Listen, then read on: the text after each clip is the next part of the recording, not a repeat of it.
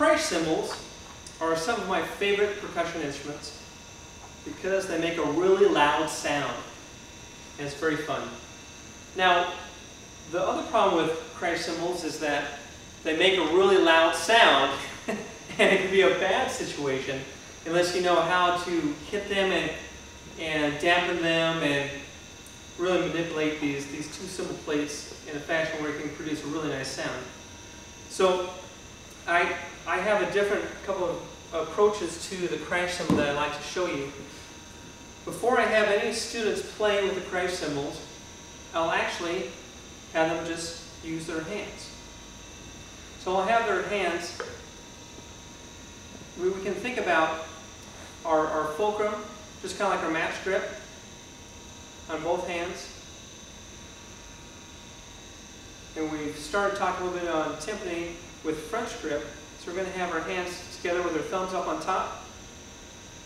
Now we're just going to play with or put our hands together so that our fingers are a little bit flat off to the side.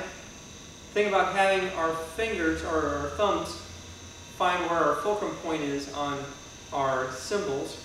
We'll get to that in a second. But what we want to think about is kind of like separating our hands apart. We want to think about that our hands are full of molasses. So when we're going to be playing these cymbals, we're going to be dragging these cymbals apart. So I like to have students start off by playing cymbals without cymbals. Now when our hands are together like this, we can kind of hit our knuckles together a little bit. Slowing it down, we can start pulling it apart. It's full of molasses.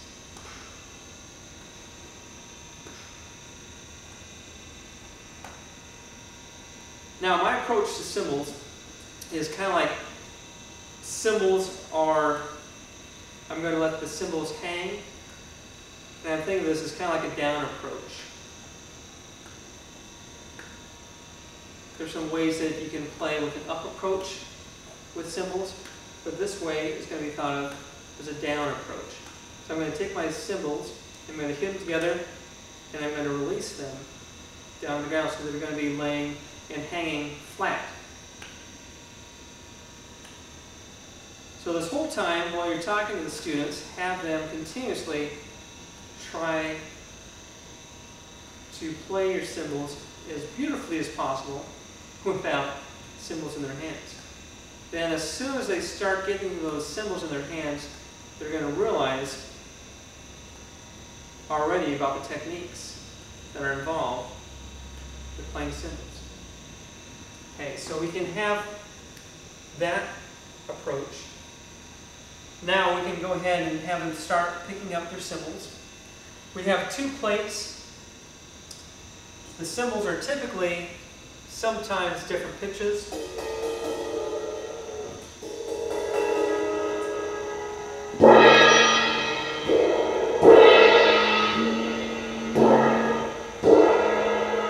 So this cymbal is a little bit higher. I'm right-handed, so I use a lot more of my approach with my right hand. So I'll put the higher pitch cymbal in my right hand, so I think it has a better brilliance that way. And what I'll do is I'll start having the students pick up the cymbal. I'll have them put their fingers behind the strap. And then as close as possible, I'll have them grab the strap with this finger and this thumb, their fulcrum, and grab as close to the cymbal as possible. Then have them balance pretty much this leather strap on top of this finger. Now for the purpose of this exercise, we're not going to bring the cymbals up here yet, because we're just going to start working on the ground. We're going to have them start to use their molasses thought and hit on a mat like you see here or on the carpet. I find that this is a good way to have students work on the cymbals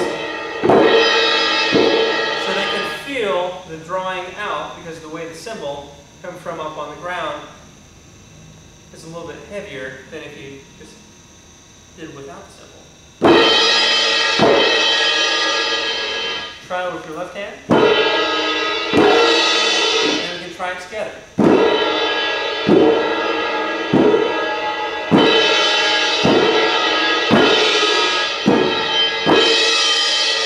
This whole time, try to achieve a very nice sound out of the cymbal.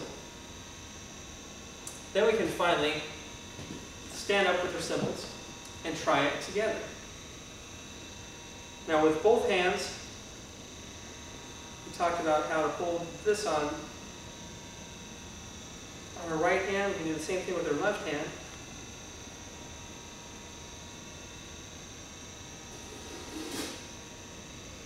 And now we have our cymbals in place like what we were having with our hands without the cymbals. Instead of having the cymbals directly straight up and down, I like to have it a little bit off to the side. And I like to think about having whatever your dominant hand is, which is my right hand. I'm going to have the right hand over on the left cymbal, the right cymbal on the left cymbal, and it's going to be about a ½ inch to an inch from the plates being separated from each other. One of the biggest things that you'll hear with cymbal players is that the cymbal sometimes will get these air pockets. They get da da da da da da da da da, and then you get this really unfortunate lack of crash. So to get rid of that crash, or to try to get a better crash, we want to separate the cymbals out a little bit so we can make sure that that air pocket doesn't happen.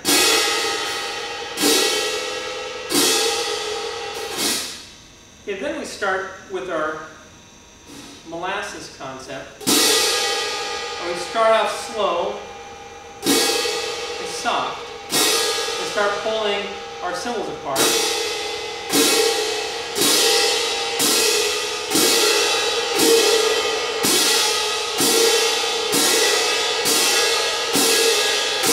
If we want to dampen the sound, we can just throw the cymbals into our chest. We want some of the cymbal to keep ringing. You can dampen one cymbal, let the other cymbal continue to ring.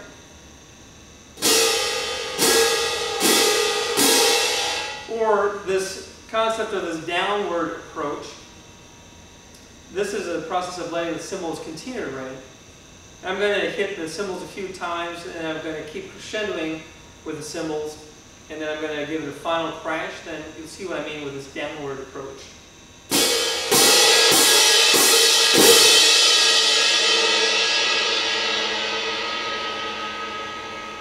That way that we can let the cymbals ring freely. I'll have a chance so that these, you can see that the cymbals are flopping a little bit.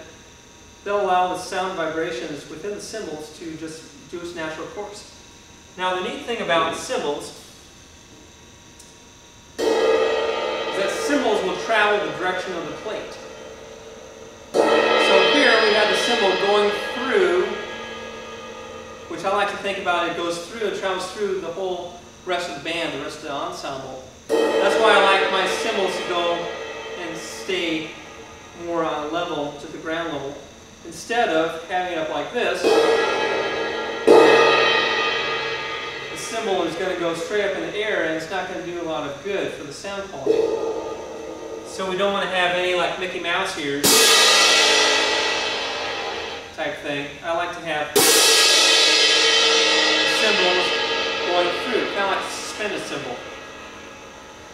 Now another approach is, besides this downward approach, is more of an up approach with the cymbals.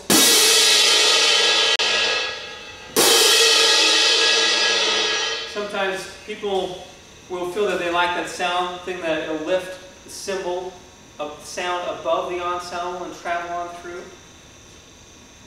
There's lots of different ways to create these sounds.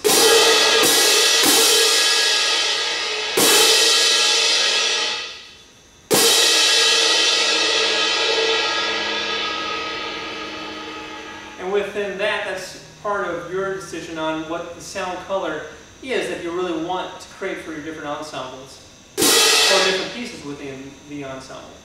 So here's another way we can do to dampen out the cymbal if we're doing this down approach.